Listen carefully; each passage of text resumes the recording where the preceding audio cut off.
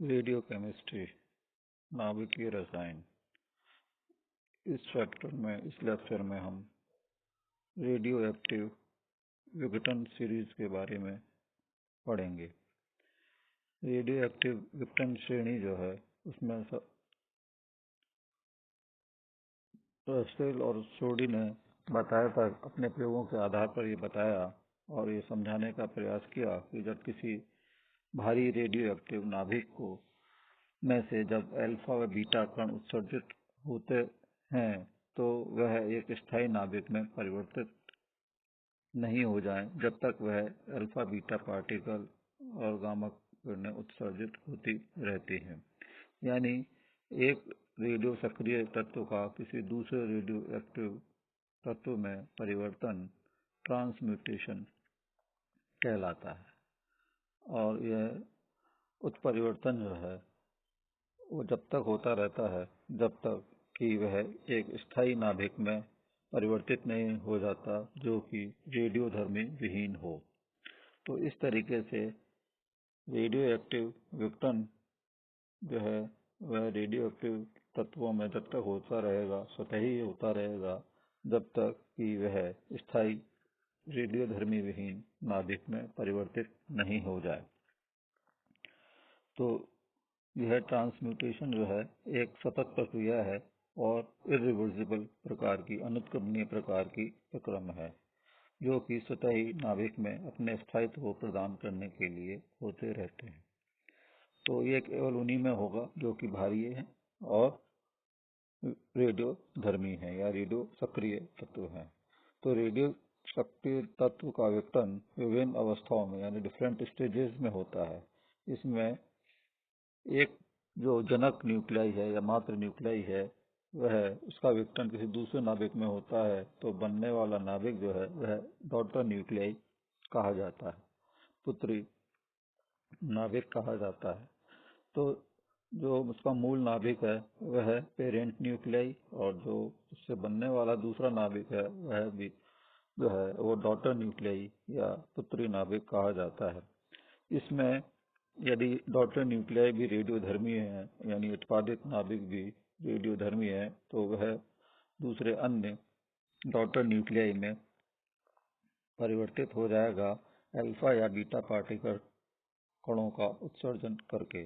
तो यह विघटन पुनः होता रहेगा और यह विघटन जब तक होता रहेगा जब तक कि वह स्थायी रेडियोधर्मी विहीन नाभिक में परिवर्तित नहीं हो जाए।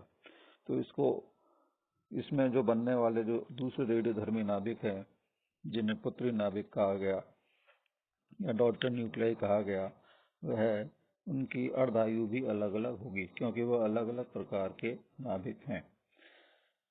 तो इनकी अर्धायु भी भिन्न भिन्न हो होती है। तो जैसे उदाहरण के आधार पर ए से बी में परिवर्तन में कोई अल्फा या बीटा पार्टिकल उसमें उत्सर्जित होंगे। बी यदि रेडियो एक्टिव है तो वह अल्फा या बीटा कण उत्सर्जित करके अन्य सी पुत्री नाभिक बनाएगा। यदि वह भी रेडियो एक्टिव है, रेडियोधर्मी है, तो यह और अल्फा या बीटा पार्टिकल उत्सर्जित करके अन्य डी नाभिक बनाएगा जो कि डॉटर न्यूक्लियाई उत्पादक है। और यह अंतिम नाभिक जो होगा उत्पादित नाभिक वह रेडियोधर्मी विहीन नाभिक होगा। तो यह रेडियो एक्टिव नाभिक से, रेडियो सक्रिय नाभिक से रेडियोधर्मी विहीन नाभिक की ओर, स्थायित्व की ओर यह विघटन एक निश्चित क्रम में होता है। और इसमें जो बीच के बनने वाले अन्य नाभिक हैं वह डॉटर न्यूक्लियाई कहलाते हैं जो कि जो पेरेंट मूल नाभिक है वह पेरेंट न्यूक्लियाई कहलाता है। तो यहाँ पर जैसे उदाहरण के लिए यूरेनियम 92 और 238 238 इसका द्रव्यमांश है और 92 जो है इसका परमाणु क्रमांक या प्रोटॉन की संख्या है। तो यह दूसरे नाभिक में परिवर्तित हो गया और यह नाभिक जो है यूरेनियम से परिवर्तित होकर थोरियम नाभिक में परिवर्तित हो जाएगा। तो यह एक अल्फा पार्टिकल इसमें से उत्सर्जित करेगा। यह अल्फा पार्टिकल जो है यहाँ पर उत्सर्जित हुआ है। तो ये थोरियम जो है, जो 234 उसका 90 जो है इसका परमाणु क्रमांक है, यह एक बीटा पार्टिकल उत्सर्जित करके प्रोक्टेनियम जो है वह नाभिक बनाता है, और 234 जो है इसका परमाणु भार है और 91 इसका परमाणु क्रमांक है। तो इस तरीके से अन्य नाभिक में यह परिवर्तन होता है, और यह उत्सर्जित, यह जब भी बीटा कण उत्सर्जित होगा तो यह बीटा कण अपने साथ सदैव ही गामा किरणों को निकालेगा, क्योंकि बीटा कण उत्सर्जित होने के बाद यह जो नाभिक बनता है वह नाभिक उच्च ऊर्जा अवस्था का होता है। तो रेडियो एक्टिव तत्वों की विघटन सीरीज जो है, डिसइंटीग्रेशन सीरीज जो है, विघटन श्रेणी, वह 4 प्रकार की होती है। इसमें थोरियम श्रेणी, इसको 4n श्रेणी या प्राकृतिक श्रेणी भी कहा जाता है। नेपच्यूनियम श्रेणी जो 4n+1 श्रेणी और कृत्रिम श्रेणी है, और यूरेनियम श्रेणी या 4n+2 श्रेणी प्राकृतिक श्रेणी है, और एक्टिनियम श्रेणी या इसे 4n+3 श्रेणी कहा जाता है, और ये भी एक प्राकृतिक श्रेणी है। प्राकृतिक श्रेणी और कृत्रिम श्रेणी में यह है कि जो 4n+1 श्रेणी है वह कृत्रिम श्रेणी है, बाकी सब प्राकृतिक श्रेणी है, क्योंकि प्राकृतिक श्रेणी में, इन तीनों श्रेणी में लेड जो है वह नाभिक बनता है, या लेड का समस्थानिक नाभिक बनता है, जबकि 4n+ कृत्रिम श्रेणी में बिस्मुथ नाभिक का बनता है, स्थायी नाभिक का निर्माण इसमें होता है। तो यह इसलिए कृत्रिम प्रकार की है, जो कि सामान्यतः प्रकृति में नहीं पाई होती है सामान्यतः, और बाकी सब सीरीज जो है वे प्रकृति में प्राकृतिक हैं और यह प्रकृति में पाई जाती है। और जो नेपच्यूनियम श्रेणी है वह सामान्यतः इनमें एक सीधा विघटन होता है, और जितने भी इसमें जो बनने वाले नाभिक हैं उनमें कोई गैसीय नाभिक का निर्माण नहीं होता है। तो इसलिए यहाँ पर जो है इन श्रेणियों में प्राकृतिक और कृत्रिम के आधार पर बताया गया। और जो 4n+1 श्रेणी है, इसमें नेपच्यूनियम श्रेणी इसको कहा जाता है, जबकि ये यूरेनियम से शुरू होती है। तो इसका, क्योंकि इसमें एक्टिनियम जो श्रेणी है, इसमें जो स्थायी नाभिक है वह नेपच्यूनियम है, इसलिए यहाँ पर यह श्रेणी जो है उसमें एक्टिनियम ना होकर यूरेनियम के द्वारा इसमें पार्टिकल्स निकलते हैं।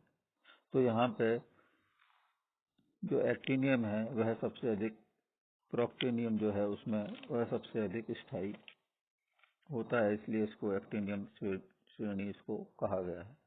और जो नेपच्यूनियम श्रेणी है उसमें नेपच्यूनियम से ये शुरुआत हुई है, इसलिए इसको नेपच्यूनियम कहा गया है। और जो थोरियम में सीरीज में इसकी शुरुआत जो है, प्रारंभिक नाभिक जो है वो थोरियम है, इसलिए इसको थोरियम सीरीज कहा गया है। और यूरेनियम और एक्टिनियम सीरीज में शुरुआत दोनों की यूरेनियम से है, लेकिन जो एक्टिनियम सीरीज है उसमें स्थायी नाभिक जो है वह प्रोक्टेनियम है, इसलिए इसका नाम एक्टिनियम श्रेणी कहा गया है। 4n, 4n+1, 4n+2 और 4n+3 से हमारा तात्पर्य, श्रेणी से तात्पर्य जो है, यदि इनकी द्रव्यमान संख्या में 4 का भाग दे दिया जाए तो जो उसके बाद शेष इसमें जो न्यूट्रॉन रहेंगे, जो शेष संख्या रहेगी, उसके आधार पर श्रेणी का निर्धारण किया गया है। जैसे उदाहरण के लिए यूरेनियम की द्रव्यमान संख्या 238 है, उसमें यदि 4 का भाग दें तो 59 व 2 शेष रहेंगे, तो ये श्रेणी जो होगी वह 4n+2 श्रेणी कहलाएगी। और इसका जो उत्पाद बनेगा लेड 206 तो वह 206 में यदि 4 का भाग दे दें तो यह 51 प्लस 2 शेष रहेंगे। इसलिए जो उत्पाद और जनक न्यूक्लियाई है वह दोनों में 4n+2 होगा। इसलिए यहाँ पर द्रव्यमान संख्या के आधार पर जो जनक न्यूक्लियाई है और जो पुत्री न्यूक्लियाई डॉटर न्यूक्लियाई है दोनों में 2 पार्टिकल शेष रहते हैं। इसलिए यह 4n+2 श्रेणी कहा जाता है। इसलिए इसी तरीके से थोरियम में देखें 232, इसमें यदि 4 का भाग दें तो यह इसमें कोई भी पार्टिकल शेष नहीं रहता है। इसी तरीके से जिससे बनने वाला स्थायी नाभिक है 208 लेड 208, तो उसमें यदि 4 का भाग दें तो यह पूर्ण रूप से चला जाएगा, कोई भी इसमें शेष पार्टिकल नहीं रहेगा। तो इस तरीके से इस श्रेणी का निर्धारण किया गया है। इस श्रेणी में यहाँ पर जैसे पार्टिकल्स की जो संख्या है, अल्फा बीटा पार्टिकल्स जो इसमें से उत्सर्जित होते हैं, वो संख्या भी भिन्न भिन्न होती है। जैसे 4n सीरीज में थोरियम सीरीज जिसे कहा गया है, तो 92 232 इसका द्रव्यमान संख्या है थोरियम। 58 इसका 58 टाइम्स जो है इसमें भाग चला जाएगा, तो यह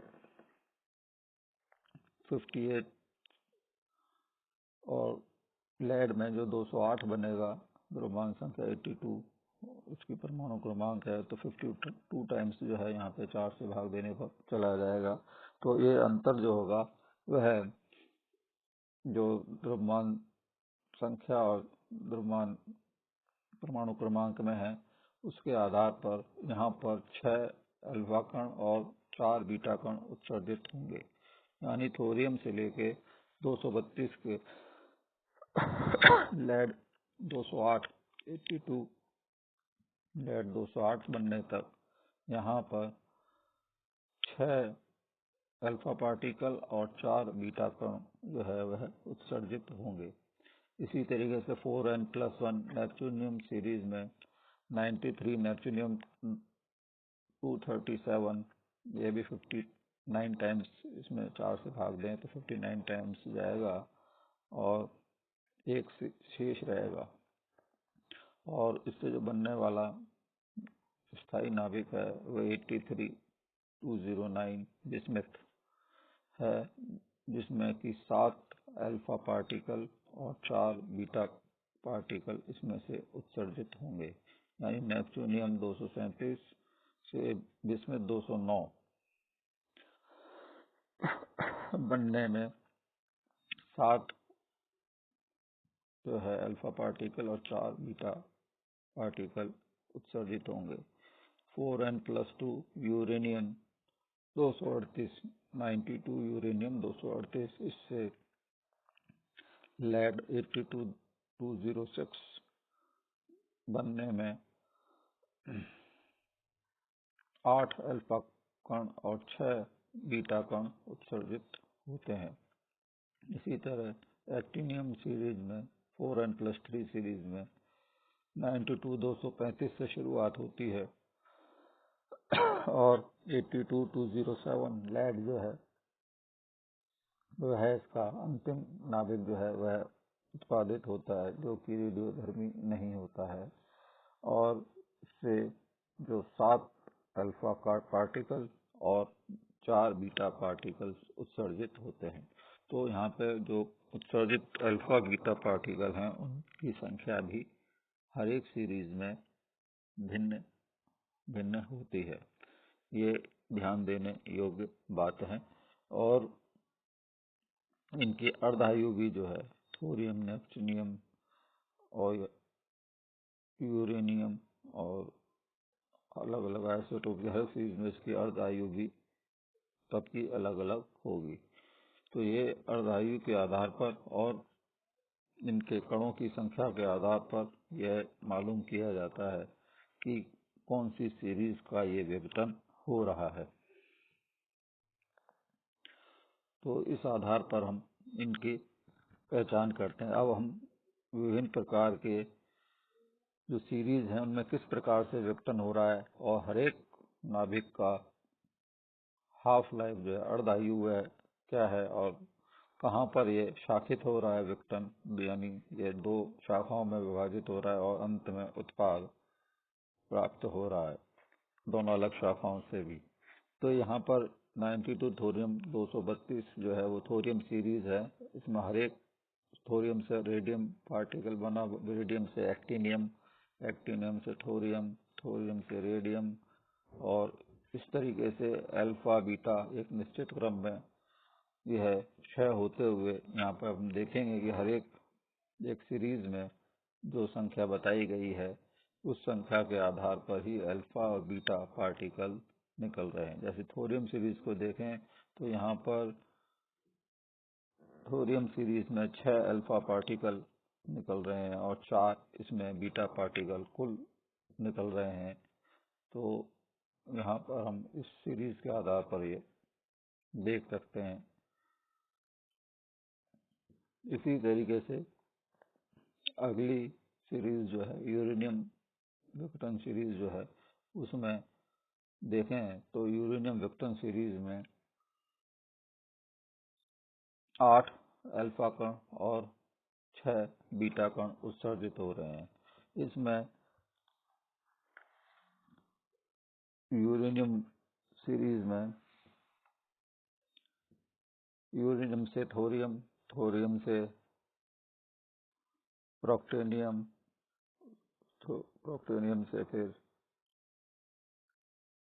यूरेनियम, फिर उसके बाद फिर थोरियम, फिर रेडियम, फिर फिर प्रोक्टेनियम, फिर लेड, लेड से शाखित होकर प्रोक्टोनियम, फिर लेड से फिर ये बिस्मथ और बिस्मथ से फिर लेड में परिवर्तित हो रहा है।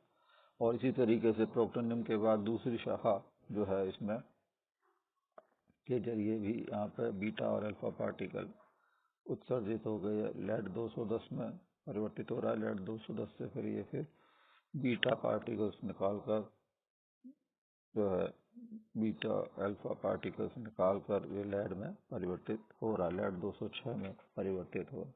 तो इस तरीके से हर एक सीरीज में एक निश्चित क्रम में अल्फा बीटा पार्टिकल्स इसमें से उत्सर्जित होते रहते हैं और ये संख्या भी अलग सीरीज में अलग अलग संख्या में उत्सर्जित होंगे। इसी तरीके से एक्टिनियम सीरीज में देखें तो यहाँ पर जो प्रोक्टेनियम है वह सबसे अधिक स्थायी है, लेकिन शुरुआत यूरेनियम 235 से है, इसलिए यहाँ पे सबसे अधिक स्थायी नाभिक के आधार पर एक्टिनियम आधार पर ये सीरीज एक्टिनियम श्रेणी का नाम दिया गया। इस श्रेणी में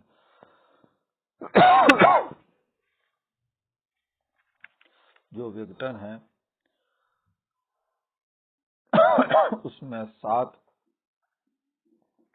जो है अल्फा पार्टिकल और 4 बीटा पार्टिकल्स कुल मिलाकर उत्सर्जित हो रहे हैं, जिससे कि 82 लेड 207 का निर्माण हो रहा है। तो यहाँ पर हर एक पार्टिकल की जो नया नाभिक बन रहा है उसकी अर्धायु के बारे में भी बताया गया। ये 4n+3 सीरीज है, यानी यूरेनियम 235 में यदि 235 में 4 का भाग दे दें तो यह इसमें 3 पार्टिकल शेष अंत में रह जाएंगे 59 के बाद। तो 58 के बाद तो 58 बार पूरा 4 से भाग चला जाएगा, उसके बाद 3 पार्टिकल इसमें शेष रह जाएंगे, इसलिए ये 4n+3 सीरीज कही जाती है। अगली सीरीज है नेपच्यूनियम सीरीज। इसमें भी जो नेपच्यूनियम है वह स्थायी नाभिक है। ये प्लूटोनियम से शुरू होता है और इसलिए इसका नाम नेपच्यूनियम सीरीज रखा गया है। और इस सीरीज में नेपच्यूनियम से लेके नेपच्यून सीरीज में इसमें 7 अल्फा पार्टिकल और 4 बीटा कणों का उत्सर्जन हुआ है। हम यहाँ पे देखते हैं कि ये एक सीधे क्रम में चल रहा है और अंत में ही केवल एक बार ये शाखा बनी है, बाकी ये एक सीधे निश्चित क्रम में अल्फा बीटा पार्टिकल उत्सर्जित हो रहे हैं। तो यहाँ पे शाखाएं अधिक नहीं है। और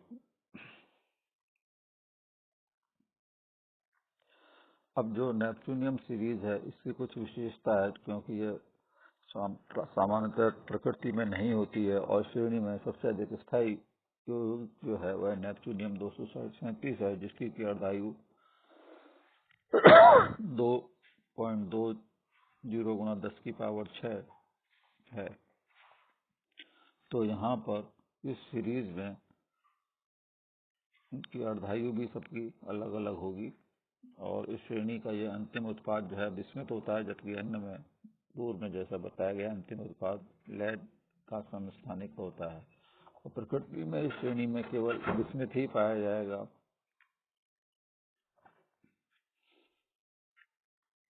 और इस श्रेणी में कोई भी तत्व गैसीय अवस्था में नहीं है और इस श्रेणी में शाखित उत्पाद बनाने की प्रवृत्ति कम होती है, यानी एक छोटी शाखा केवल एक इसमें उपस्थित है। इस आधार पर इसमें केवल शाखित होने की प्रवृत्ति नहीं होती है। विघटन के कुछ सामान्य लक्षण होते हैं। विघटन श्रेणियों में एक तो इसमें द्रव्यमान का ह्रास होता है और ये ह्रास जो है यानी द्रव्यमान की हानि जो होगी और उसके साथ उसमें ऊर्जा का उत्सर्जन होता है। तो द्रव्यमान हानि जो है यहाँ पर जो पेरेंट न्यूक्लियाई है और उससे बनने वाले जो डॉटर न्यूक्लियाई हैं, तो डॉटर न्यूक्लियाइयों का द्रव्यमान सदैव जनक जो न्यूक्लियाई है, जनक नाभिक है, उसकी तुलना में कम होता है। तो जो द्रव्यमान की हानि होती है यह ऊर्जा में परिवर्तित होती है और यह विघटन जो है इसलिए स्थायी नाभिक की ओर जा रहा है, इसलिए यह विघटन सतत और अनुत्क्रमणीय होता है, यानी यह रिवर्सिबल नहीं होता, इरिवर्सिबल होता है और कंटिन्यूअस सतत स्टेप्स में ये निरंतर होता रहता है। दूसरा, जो नाभिकीय रेडिएशंस हैं हमेशा अल्फा कण या बीटा कण जब भी उत्सर्जित होंगे, पॉजिट्रॉन बीटा प्लस कण जो है उत्सर्जित होते हैं किसी भी रेडियोधर्मी नाभिक में से, तो इस उत्सर्जन के में सदैव कुछ शुद्ध वैद्युत चुंबकीय विकिरण भी उत्सर्जित होते हैं, जिससे हम गामा किरणें कहते हैं। तो ये दो मुख्य बातें किसी भी विघटन श्रेणी में हमेशा होती हैं। और इस द्रव्यमान हानि और एनर्जी, क्योंकि मास डिफेक्ट जो होगा, द्रव्यमान की जितनी हानि होगी उसी के हिसाब से ही ऊर्जा जो है उत्सर्जित होगी। यदि अधिक मास की हानि होगी तो अधिक ऊर्जा उत्सर्जित होती है, और यदि कम द्रव्यमान की हानि हुई है जनक नाभिक और उत्तरी नाभिक के बीच में, तो कम ऊर्जा उत्सर्जित होगी।